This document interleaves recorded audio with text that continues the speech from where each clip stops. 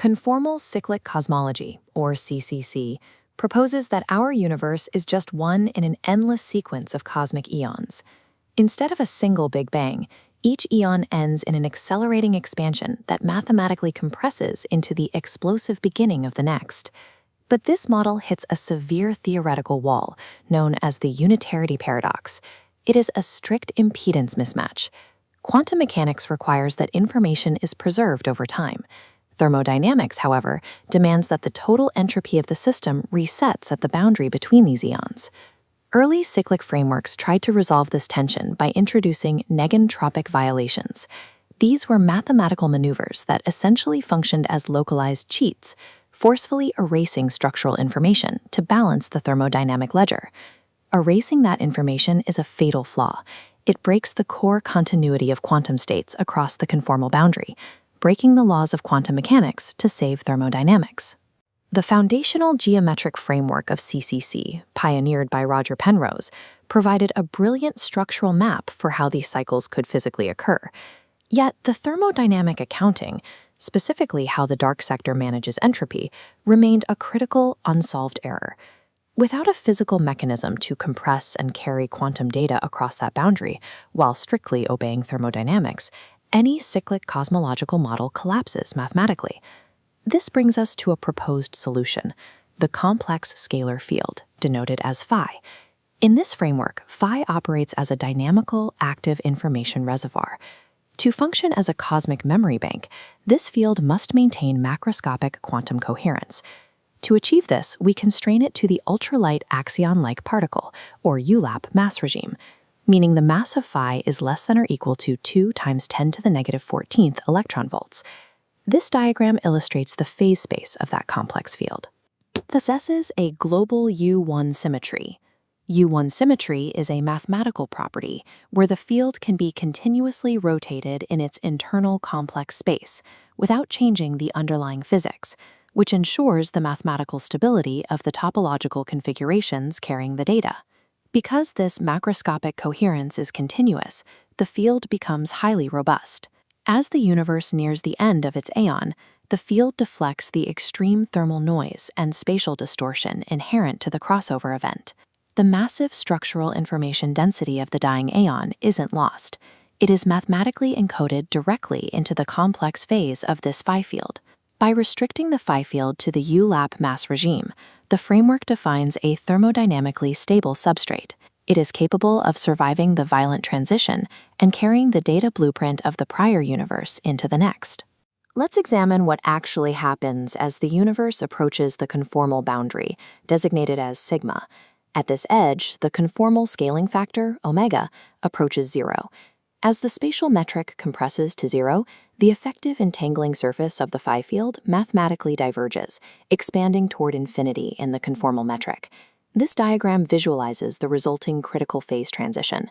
The field's entanglement entropy functional is forced to shift from standard area law scaling to volume law scaling, vastly increasing its internal capacity. This massive increase in capacity is required to satisfy the generalized second law. This law dictates that the total system entropy rate must always remain monotonic. It can only stay the same or increase, never decrease. This equation shows the total entropy rate coupling the dying cosmic horizon to the dark sector. An efficiency parameter, eta, governs this transfer, allowing the newly expanded Phi field to safely absorb the entropy load of the dying aeon. This shift from area to volume law entanglement operates as a literal geometric data compression. It resolves the unitarity paradox by moving the information of the universe into the dark sector without destroying it. To map physical fields continuously across the sigma boundary, we use the conformal Einstein field equations, or CEPhi. CEPhi reformulates general relativity to handle points where the scale of spacetime goes to 0 or infinity.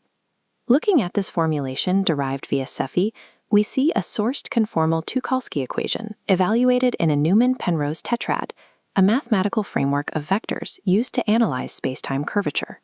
Notice the variation term for the Weyl tensor on the left and the source integral over the sigma boundary on the right. Evaluating the right side of this equation identifies the prior eon's Phi field as the active matter source driving the entire function. This proves that the dark sector of the new eon does not emerge as a blank slate. Instead, its initial conditions are strictly programmed by the structural density of the previous universe. The Phi-field functions as a thermodynamic bridge, surviving the crossover to actively generate the initial geometric curvature of the new spacetime. The specific quantum interaction that drives this transfer across the crossover is a Chern-Simons coupling operator. A Chern-Simons operator is a mathematical term in quantum field theory that dictates how physical fields twist and interact in 3 dimensions. The complex phase gradient of the field couples directly to this Chern-Simons term. As the universe compresses and omega approaches 0, kinetic energy heavily dominates the system. This safely amplifies the coupling parameter, chi, to values greater than 1.5. The physical consequence of this strong coupling is a strictly asymmetric chiral helicity transfer. As energy pushes through the boundary, it is forced to twist in a uniform direction. This asymmetrical transfer of helicity is the direct generating source for the primordial whale curvature, the initial gravitational distortion in the new eon. By breaking the symmetry at the boundary, the new universe is born with an inherited handedness, programmed entirely by the pre-eon dark sector. Moving from theoretical relativity to observational cosmology, we can test this framework by examining the polarization of the cosmic microwave background, or CMB. The C4 model makes a strict, non-negotiable prediction derived from that boundary's broken parity invariance. It predicts a strictly non-vanishing, equilateral peaking parity-odd tensor bispectrum. This scatterplot maps the non-Gaussianity amplitude, FNL, against the tensor tilt, NT. The boundary's kinetic amplification sets a massive amplitude floor, requiring an FNL value of exactly 10.0 or higher, shown by the solid vertical line. Notice the diffuse cloud of standard axion inflation models. They slope away from 0, failing to meet this vertical threshold. Standard models produce a non-trivial tensor tilt, where NT does not equal 0, because they rely on the gradual rolling dynamics of an inflaton field over time. The C4 mechanism is a discrete geometric boundary event, not a gradual rolling process. Therefore, its resulting spectrum is nearly perfectly scale invariant, pinning NT approximately at 0. The combination of a near-zero tensor tilt and a massive FNL amplitude above 10 creates a unique theoretical fingerprint. It is a signature that standard inflationary paradigms cannot replicate. 2 upcoming observational missions, LightBird and CMB S4, are specifically designed to detect this kind of primordial B-mode polarization. Given LightBird's projected sensitivity thresholds, detecting an FNL amplitude of 10.0 or greater would register as an undeniable discovery, crossing the 10 sigma confidence level.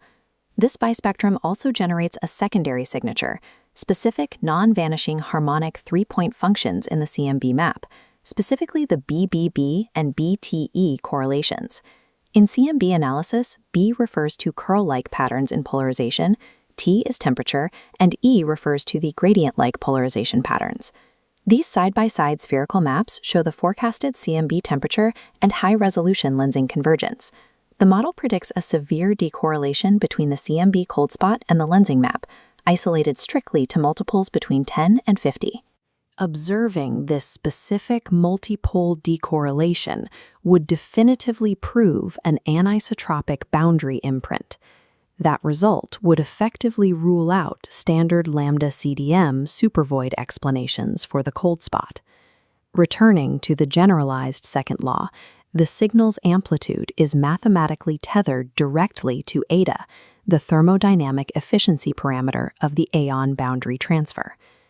Detecting this parity-odd signal confirms a new early universe particle, providing direct, measurable proof that quantum information survives the death of a universe.